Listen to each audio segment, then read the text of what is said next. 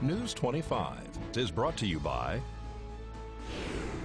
Bees Embroidery and Garment Printing, specializing in custom and personalized decoration of gifts, garments, and more. Call 775-727-9444. News is also brought to you by J.K. Nelson Law. Call 727-9900 today for your free consultation. If you need a lawyer, you need Nelson.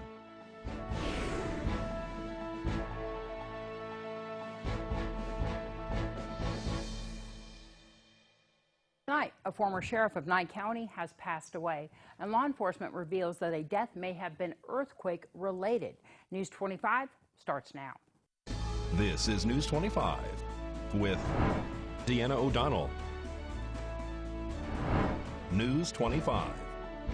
Local coverage you can count on. A sudden death of a former community leader leaves many in mourning. It's Wednesday, July 10th. I'm Deanna O'Donnell.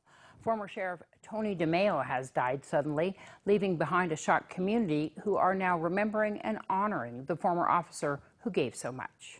67-year-old Pahrump resident and former Nye County Sheriff Anthony DeMeo has passed away. The cause of death has not been confirmed at this time. Tony's wife Linda told the Associated Press today that her husband died at Centennial Hills Hospital in Las Vegas last night, the result of a head injury sustained as a result of a possible home accident days earlier. The AP says that Linda says she does not know when or how her husband was injured, but medical tests confirmed the injury. The report also adds that the coroner is not involved in the case and that no autopsy is planned. Tony DeMeo served as Nye County Sheriff from 2003 until 2015 with the change of command on January 5th in front of the Board of County Commissioners. DeMeo decided to run again for sheriff in 2018 against current Nye County Sheriff Sharon Worley, unsuccessfully. In his third term as sheriff, DeMeo has been credited with many endeavors, including building the new Nye County Sheriff's Office Detention Center here in Pahrump, initiating the Med-Return drug disposal boxes placed throughout the valley, and giving time and money to many charitable causes, to name a few. He and his wife Linda have been community leaders for many years during and after his 12 years as sheriff. DeMeo moved to Pahrump in 1998 after retiring from the New Jersey Police Department. Nye County Sheriff Sharon Worley says that officers in our county will be honoring the fallen officer who proudly served with a shroud over their badges. And a local man who reportedly lived in the desert on the north side of town was found deceased under his vehicle yesterday morning. Nye County Sheriff's Office investigators are looking into a death that they say may be related to an earthquake that struck Ridgecrest and was felt here in Pahrump last week. The 56-year-old man was found in the desert area near Becky Lane and Fort Churchill. Detectives say based on tools and the position of the body, the man appeared that he was working on a vehicle at the time of his death. Based on preliminary timing and circumstances at the scene, the Nye County Sheriff's Office investigation reveals that this death may be the result of the vehicle falling off the jacks during the earthquake, which occurred on July 4th at approximately 10:30 in the morning. The man was last seen on July 3rd at a gas station here in Pahrump. A 6.4 quake struck Ridgecrest, California on July 4th, followed by a 7.1 quake on July 5th. The effects of the quake, which were both felt here in Pahrump. The Nye County Sheriff's Office says that they will be following up on the results of this investigation. Well, Virgin Airlines may soon have public shares available. Here's that story and more in this business news as we head into our first break. Here's Angela Miles with today's Business First Brief. Topping our news, Boeing is said to be on the edge of possibly losing its title as the biggest jet maker in the world. Boeing just reported a steep drop in deliveries for the first half of the year, and there were no new orders for its 737 MAX that's been grounded since March. CNBC reports Boeing's deliveries are lagging behind Airbus. A record number of cars and trucks made in Mexico crossed the border to American dealerships this year. An auto industry trade group released the new details showing Mexican factories turned out 1.37 million vehicles. Billionaire Richard Branson wants to soar on Wall Street. Branson is planning an IPO for Virgin Galactic. Taking the company public helps raise money as Branson competes against Jeff Bezos and Elon Musk in the space race. To find out where you can see us every day, go to businessfirstam.com. More news right after this. News 25 is brought to you by ABB Roofing, proudly serving Pahrump since 1994. At ABB Roofing, we've got you covered.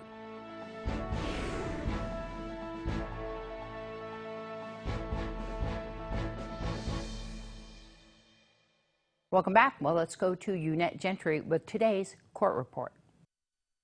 In today's court report, Toni Marie DeAngelis, the area woman arrested after an anonymous tip to police about an auto versus pedestrian hit-and-run accident that severely injured a bicyclist near the intersection of Game Bird and Unicorn, is scheduled to be in district court this Friday for her sentencing hearing. Notably, DeAngelis previously entered different changes of plea.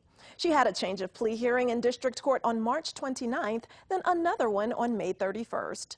During DeAngelis's first change of plea hearing, her defense attorney, Thomas Gibson, stated that the defendant has changed her mind and wishes to go to trial. However, during DeAngelis's last court appearance, defense submitted a nolo contendere or no contest plea agreement.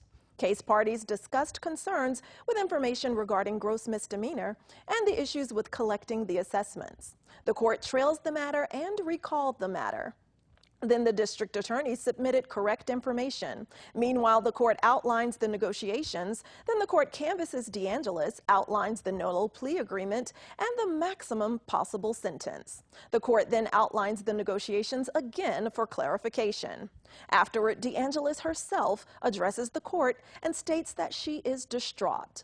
The court questions if the defendant is ready to move forward, and DeAngelis stated that she is. DeAngelis waived the formal reading of the information in her case, so acknowledges, pleads no contest, and waives her constitutional rights to trial and appellate rights. The state sets forth the elements on the record. Then DeAngelis addresses the court and admits to the allegations against her. Finally, DeAngelis denies any request for continuance. The court found the nolo plea to be given freely and accepts said plea. Defense waived the 14-day rule, and the court set sentencing for July 12th. Regarding the details of that accident that DeAngelis was involved in, the victim sustained numerous broken facial bones, bruised lungs, broken ribs, a lacerated liver, a deep cut on his right knee, a broken pelvis, and suffered road rash all over his body. During their investigation, police say DeAngelis admitted to striking the victim, then driving away. She then later stated that she drove away because she was scared and there was damage to her vehicle. DeAngelis also stated that she replaced the headlights and windshield of her vehicle so that law enforcement would not pull her over. And she says that she knew she was destroying evidence by replacing the damaged car parts.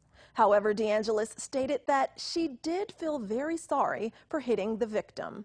When officers arrived on that scene, they say they observed the victim lying on the north side of Game Bird on the shoulder, flailing his arm in an attempt to flag down help.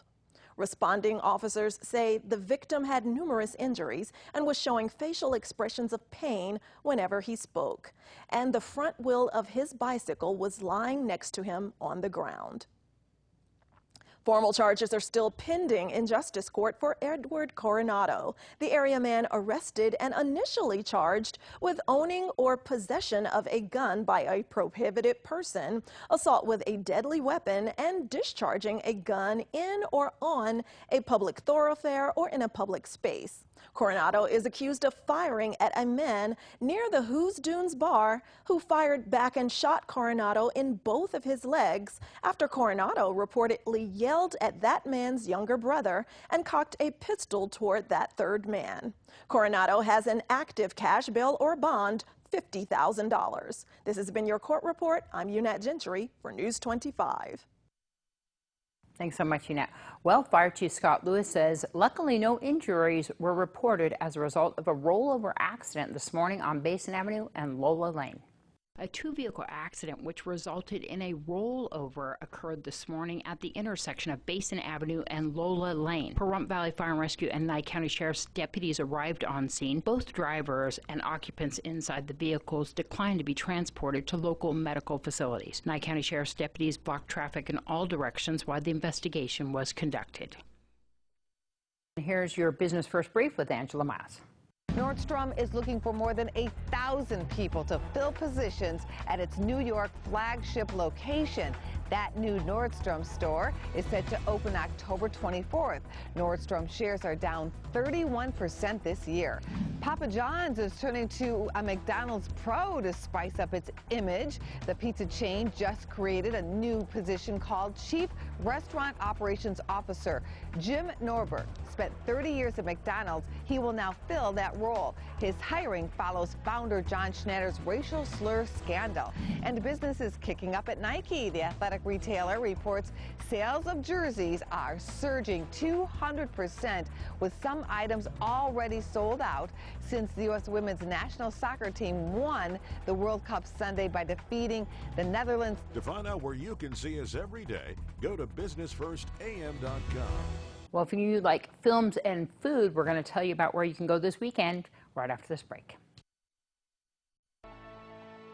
News 25 is brought to you by Bill and Robin Law, injury attorneys. Injured, need money? Get Bill and Robin, your local Pahrump injury attorneys.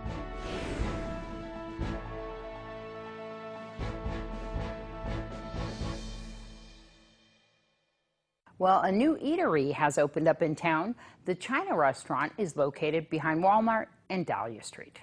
As a fine dining restaurant, we do have the Mandarin and Szechuan and Cantonese as an original Chinese food. Yeah, I've been in the restaurant business about 25 years. Yeah. And years ago, I do own the restaurant in Bigger City, Oregon. And before that, I do got a restaurant in Oregon Coast and Walport, Central Oregon Coast. I'm in the Pahrump basically by accident. Yeah. Pahrum's my vacation spot. Yeah. And now I fly out here, falling love to the desert. Yeah, we do open on Monday and Tuesday, close on Wednesday and 11 to 9 o'clock. Rest of it, we open. We do to go, take out, and some catering and sit up. Yes, we do got a whole bunch in there, like a Mandarin and Szechuan and Cantonese. We serve in our lunch special and 11 to 3 o'clock. If people want to call in and order, what's the phone number?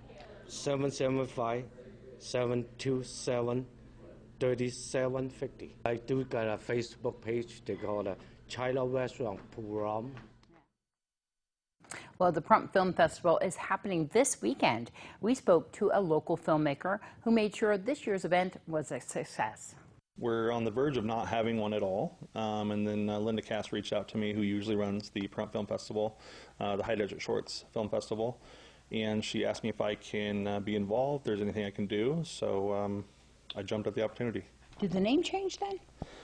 Just for this one, we're kind of just going with the NICC Youth Film Camp Festival. Wonderful. Well, it was actually pretty intense because it was much more short notice than that usual year to prepare. So I was called maybe 2 or 3 months ago asking if I could help out, and I guess I didn't jump right on, but then once I jumped on, we put everything together. Yeah. We're able to get a grant from the NICC, which was awesome because we were able to get some good equipment for these kids to really see how to shoot this thing the right way. We did a few. There was a young man who's doing his own, all on his own. It's a big secret. He won't let anybody see it. Yeah. And then myself, I helped to run 2 youth film camps, one for Faith Fellowship, who also helped to get this all put together, and one for the NICC youth group, and one for the 4-H. Wonderful. And so this is all going to be shown at Nye Communities Coalition, right? Yes, that's where we're going to hold the festival. It's going to be, first we're going to do a set of all the past youth film groups and all of their films, just so we can kind of ramp up to the 4 that we're going to show for this year. Usually it's a full-on film festival that Linda Cass host, and she was just kind of taking some time off this year, so we just put something together, at least for the youth, because the 4-H Minecraft Club had already made a film.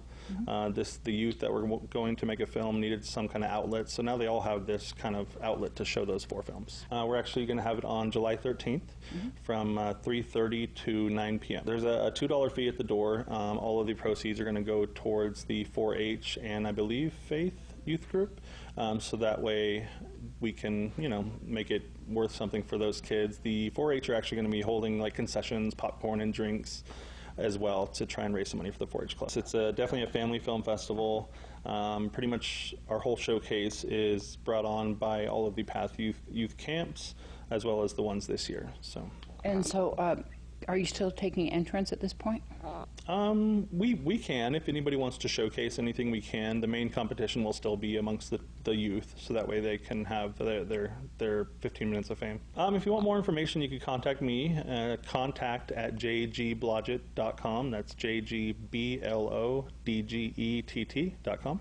We are going to have a couple of awards. We want to do a People's Choice Award at least, so everyone can vote while they're there and make it fun. And then, of course, we're going to have the award that is done by the judges. The two that I put together, one, the kids kind of went one way. Over at Faith, they did kind of a comedy crime drama thing, which was a lot of fun and a little crazy because we were out in the heat all day because they wanted to shoot outdoors. The second one, we went with more of a drama, and it's really good. I'm like getting all misty-eyed when I'm editing it. They did a great job. I think we're just gonna have door admissions. Since it was kind of put together these last few months, we didn't have time to sell tickets pre or anything like that, so they can just come on in and put down their $2 donation at the door. From 3:30 to 4:30 is our red carpet event, so everyone can come dress nice and take pictures, and hopefully all the cast and crew from all the movies are going to be there, and you can take pictures with them if you like. And then 5 o'clock is when we're going to start screening. My email was contact@jgblodgett.com. That's JGBLODGETT. News 25 Weather Cam is brought to you by Lerner and Rowe Injury Attorney's Office in Pahrump. In a wreck, need a check? Call 702-877-1500. Let's take a look outside at our beautiful skies. It looks very nice out there. The winds seem to have calmed down a little bit. We'll find out more with our forecast right after this break.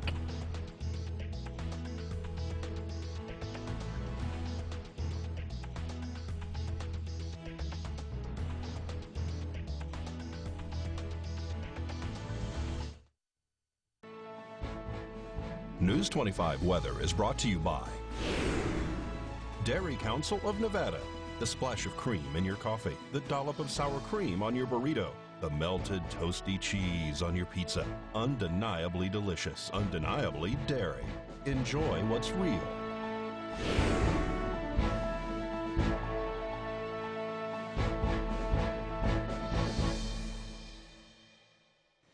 Hello and welcome back to News 25. I'm Michael Donahue. Today's weather.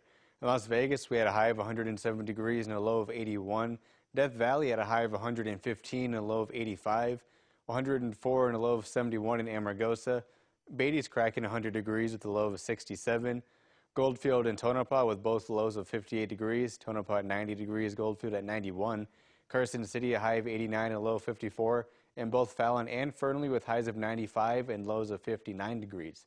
Now today in Pahrump, sunny skies, a high of 103 degrees today, with winds coming out of the south-southwest at 6 miles per hour, 10% for our humidity, and our sunrise at 5:34 this morning. And for tonight, it's currently 102 degrees outside with clear skies. Our low tonight's going to be 75 degrees with 6 mile per hour winds coming out of the southeast. Our humidity tonight's going to be 14%, and our sunset at 8:03 tonight. Now looking ahead to our 7-day, we are going to be expecting some nice clean sunny skies all week long with some mostly sunny skies on Saturday. For our temperatures, we're still going to be hanging out in those mid-hundreds. I'm not really a huge fan of that. On Thursday, we're going to be seeing a high of 105 degrees. And then from Friday through Sunday, we're going to be seeing a stretch of highs of 106 degrees. Monday, we're going to come down just a little bit to 104, 102 on Tuesday, and then by next Wednesday, we're going to be down to 101 degrees. Now for overnight temperatures, on Thursday and Friday, we're going to be seeing lows of 78 and 79 degrees. Saturday, we're going to be up to 80 degrees. Then on Sunday, we're going to start climbing down our ladder for our low temperatures. On Sunday, we're going to be seeing a low of 78, Monday 77, Tuesday 74, and then next Wednesday, we're going to be seeing a low of 72 degrees. So I like how we're starting to come back down just a little bit. So now if you can't make it home in time to catch the news live on TV, make sure to check out our Facebook page. You can catch the news live every night at 5, as well as any other news and updates. So now we're going to throw it back to the desk with Deanna. Thanks, Michael. I see he's still standing next to that phone that has like 12 degrees. We're so much different now. It's hard to believe that we're at 12 degrees. All right, well, that's going to wrap up this edition of News 25. I'm Deanna O'Donnell from all of us here at KPVM TV and Ace Country Radio 103.1 FM. Have a great night. We'll see you back here tomorrow.